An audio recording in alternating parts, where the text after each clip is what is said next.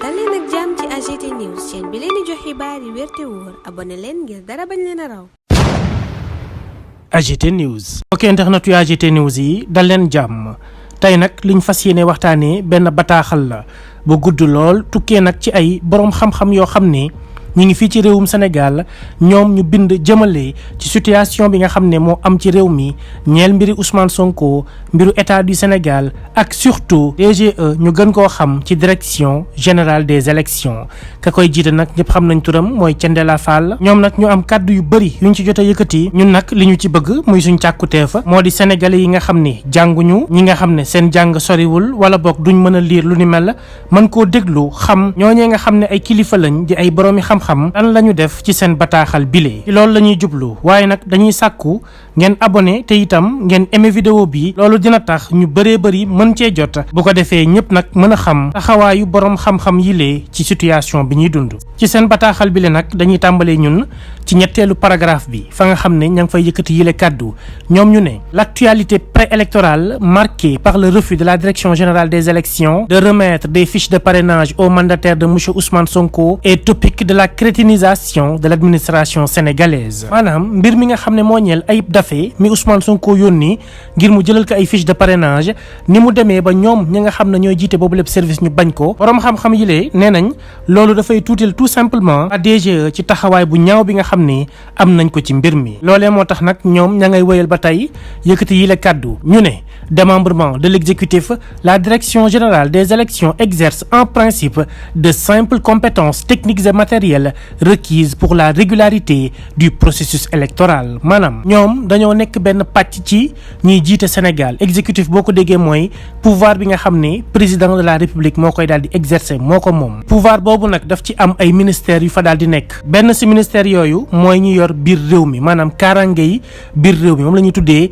ministère de l'intérieur. waa direction générale des élections nag ñoom foofu lañ daal di bokk moo tax mu ne ñoom benn pàcc lañ ci exécutif bi ñoom nag la ñu jox li nga xam ne moo ñeel mbirum élection yi maanaam ñoom ñooy ñi njëkk ñi nga xam ne ñooy tax élection yi mën a jaar yoon ci réewum Sénégal loolu nag nekk seen rôle moo tax ñoom ñu am yeneen i kàddu yuñ ci daal di toftal ñu ne une observation concrète des actes d'autorité pris par cette structure administrative renseigne qu'elle s'est attribué indûment les prérogatives dévolues aux organes juridictionnels. boroom xam-xam yi lee dañoo def aw taxaw seetlu waaye li ñu gis mooy waa DGE seen doxalin dafay mel ni ñoom dañoo ëpp pouvoir maanaam ñoom dañuy nduroog ñu sut aw lees banxaas yi nga xam ne ñoo yore lu ñeel wàllum yoon ci suñu am réew. léegi nag pour firndeel lu ni mel ñoom dañoo indi benn exemple ñu ne déjà en 2022 lors des élections législatives la DGE s'était octroyé le pouvoir d'invalider la liste des titulaires de la coalition Yewwi Askan Wi au profit de celle des suppléants et ce avec la couverture illégale ultérieure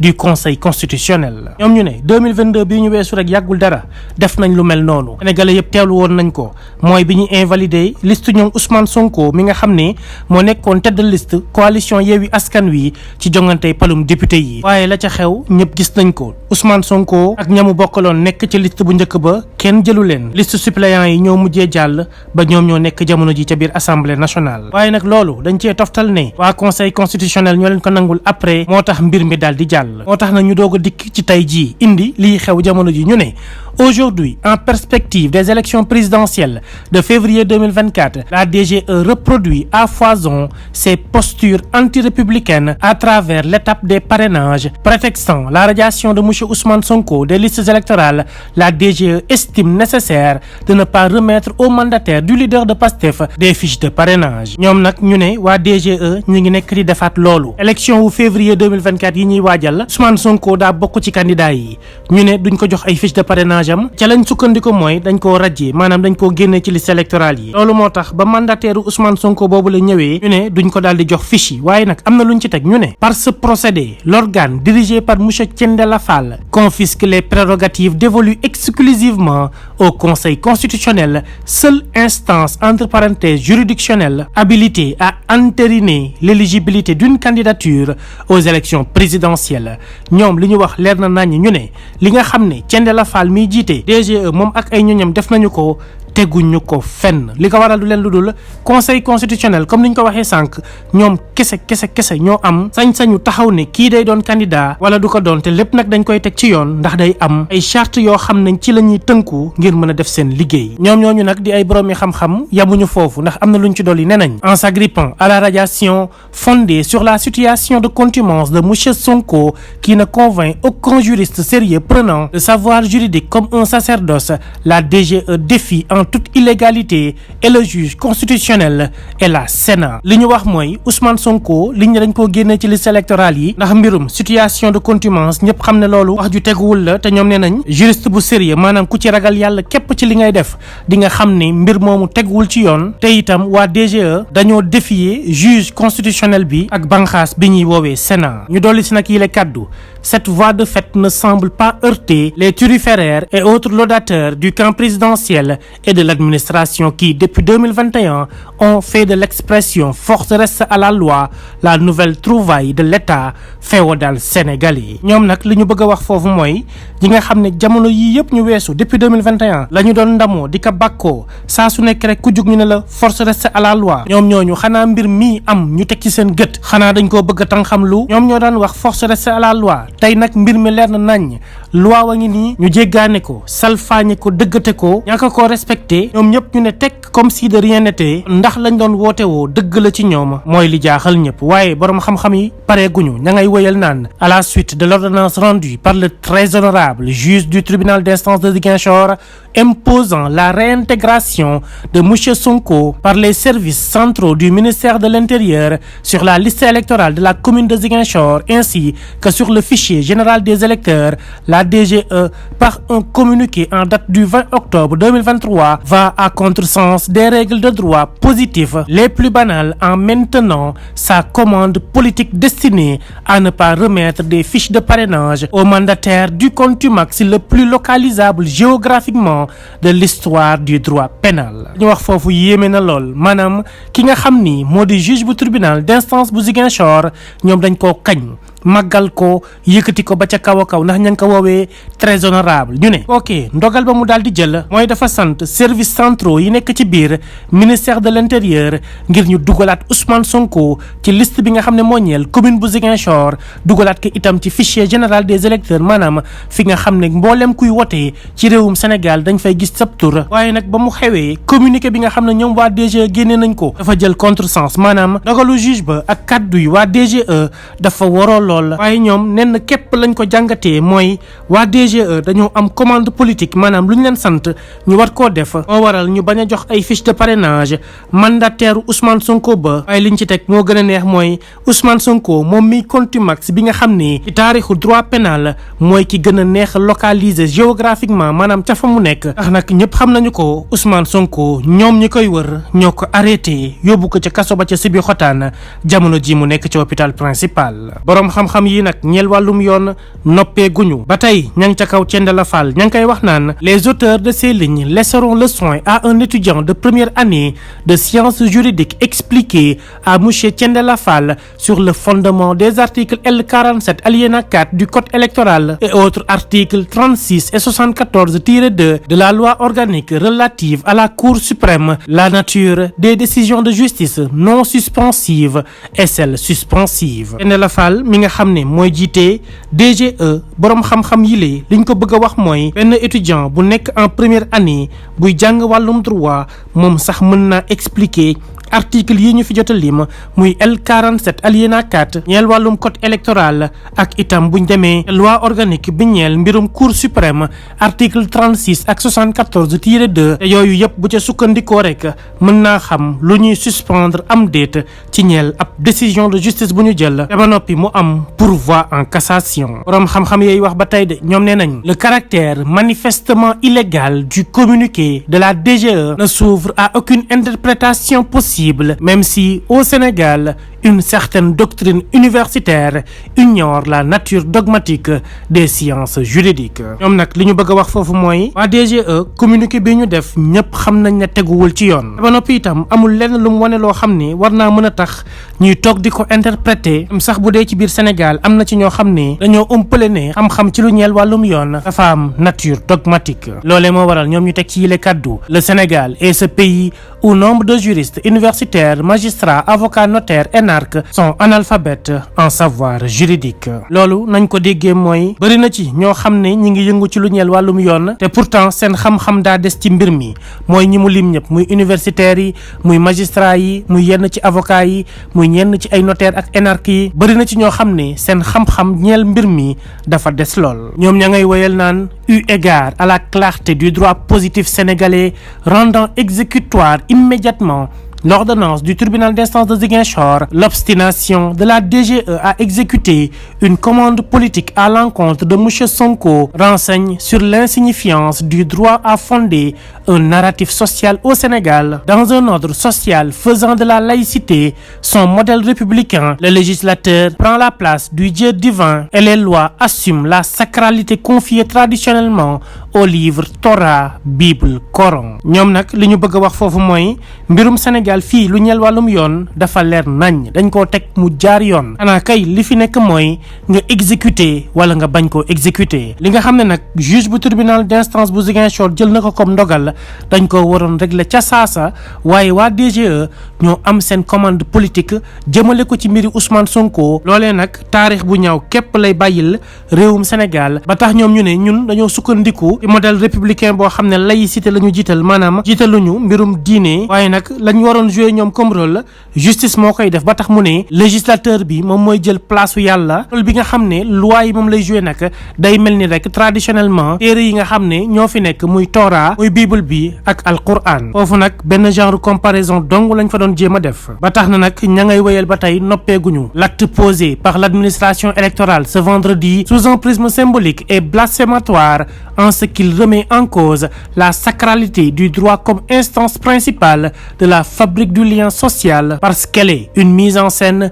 La loi, dans sa nature théâtrale, rend possible notre imaginaire. Dans une telle perspective, la ferme volonté de monsieur Thiendella Fall de déritualiser la loi constitue une menace à l'unité nationale. Le refus assumé avec défiance par un auxiliaire de l'administration de ne pas se conformer à une norme juridique impérative, par exemple l'ordonnance du tribunal d'instance de Ziguinchor, met à nu l'existence d'un état de droit au Sénégal. dañu bëgg a wax foofu mooy ajjuma bii ñu weesu Thiendella Fall la nga xam ne def na ko ca DGE digganteem ak mandataire Ousmane Sonko muy bañ a def li nga xam ne yoon daf koo dogal bu tukkee nag ci tribunal d'instance bu Ziguinchor loolee état de droit lay nasaxal ci réewum Sénégal te li mu mën a jur nag kenn xamul lu mu doon moo tax nag ñoom daal di nañ ci dolli si les infamies de l'administration ont longtemps profité de la couverture systématique d'une justice plus encline à consolider l'exorbitance du pouvoir exécutif sur tout ordre symbolique. Le communiqué fallacieux et pleutre de la DGE reste l'ultime manifestation de la déraison et de la déviance de tous ces agents de l'État qui inlassablement résistent au temps et aux impostures du système qu'il conviendra au soir du 24 février 2024 de ranger dans les vestiges nauséabonds de notre récit national. Ces rentiers du système qui servent allègrement les desseins les plus funestes de ceux qui pérennisent leur félonie par décret automise ce qu'il y a de plus figuratif dans une nation en construction comme la nôtre. Non seulement il déstructure l'État qui est censé l'impulser, mais dénote de façon plus fertile un mépris à tout sens de l'honneur. S'ils ont renoncé à leur honneur, qu'ils daignent préserver dans leur sombre déréliction celui du droit et de la justice. L'UMS, plus encline à être au service d'un corporatisme qu'à participer à la consolidation de l'état de droit, devrait également prémunir le droit contre toute défaite, surtout lorsque de simples agents d'exécution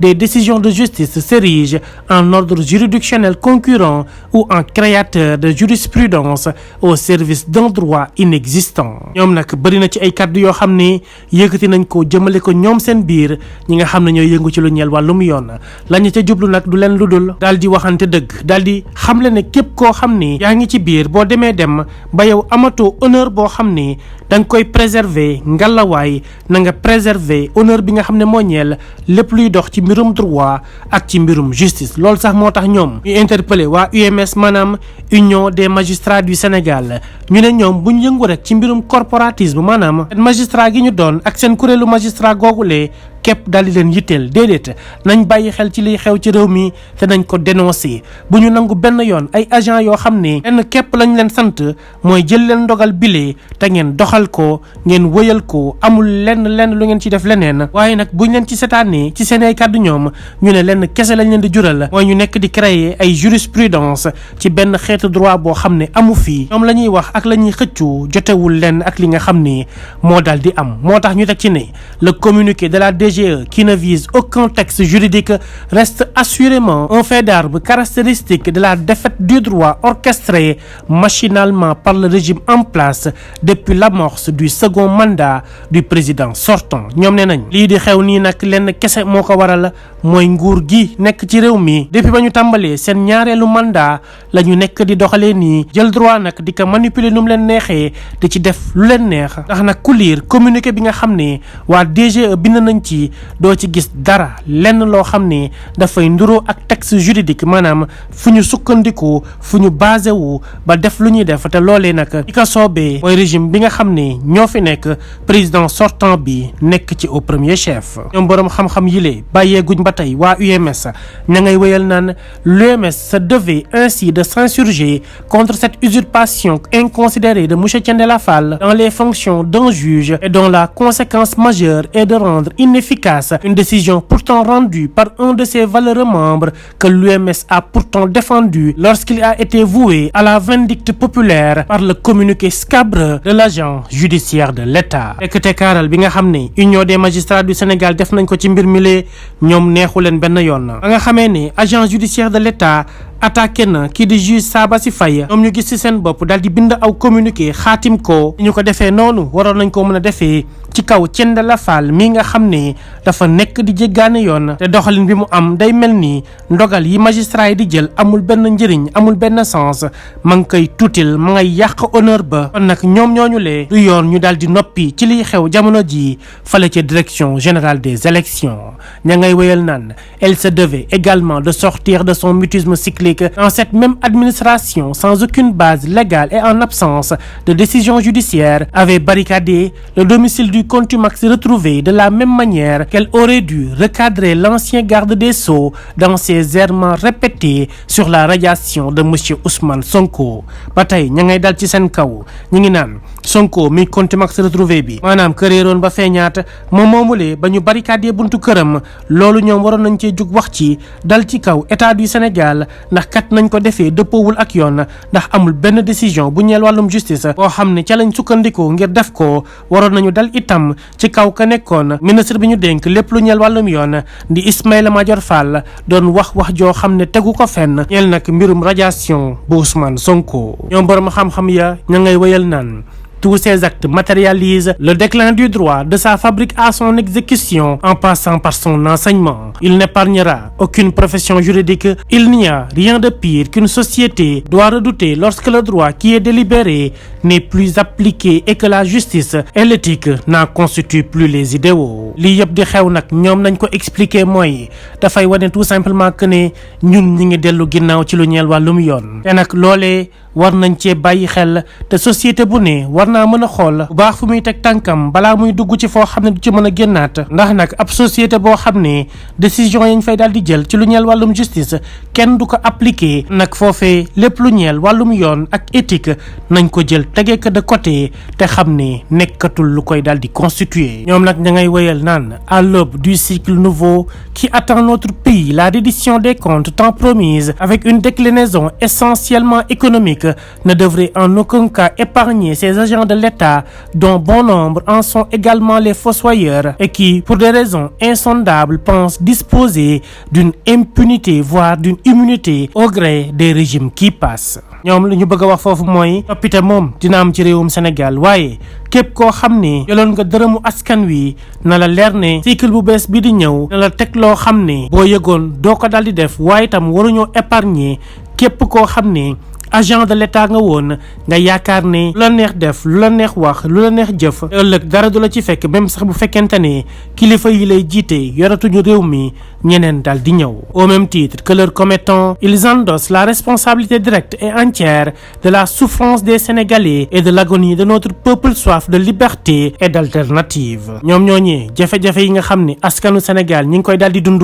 lépp seen kaw lañ koy tegaat ñoom ñooñee dara duñ leen ko baal responsabilité bi yëpp na tegu ci seen ndodd te ba noppi itam ñoom ña ngi ca dolli naan à l'heure de connaître un réenchantement démocratique leurs noms devront par conséquent être invisibilisés en se gardant de leur assurer la postérité ténébreuse qu'ont encore dans les contrées sénégalais certaines autorités coloniales auxquelles ils ont succédé dans l'organigramme républicain. Le directeur général des élections, Monsieur Thiendella Fall, en fera assurément partie et ce ne sera que justice au regard de tous les faits d'armes. ñoom ñooñee nga xam ne dañoo teg coono askanu Sénégal di def lu leen neex di jëfee nu mu leen neexee ëllëgee coono googulee war nañ leen koo delloo ba mu mat sëkk te ki nga xam ni moo di monsieur Thiendella Fall moom moomule am nañ yaakaar que ni dina ca bokk ndax nag ñëpp gis nañ liy xew jamono ji te nag kenn mënul weddi ne loolee lépp dara dëppoowu ci ak yoon. ñi nga xam ne nag ñoo bind bi lépp bataaxal ñeent lañ. Abdoul Aziz Diouf nekk professeur titulaire agrégé en droit privé et des sciences criminelles ki nga xam ne itam moo di El Hadji Samba Ndiaye maître de conférence agrégé de droit privé et de sciences criminelles. Sidi Alpha Ndiaye ñu bëri ràññee nañu ko nekk maître de conférence agrégé de droit public ak Babacar Niang maître de conférence agrégé de droit privé et des sciences criminelles nekk itam avocat ca barreau bu Paris ñooy ñi nga xam ne ñoo xaatim bi lépp bataaxal ñu leen di jaajëfal ci teewlu bi te di leen ñaanal yéen doog jàmm. AGT News.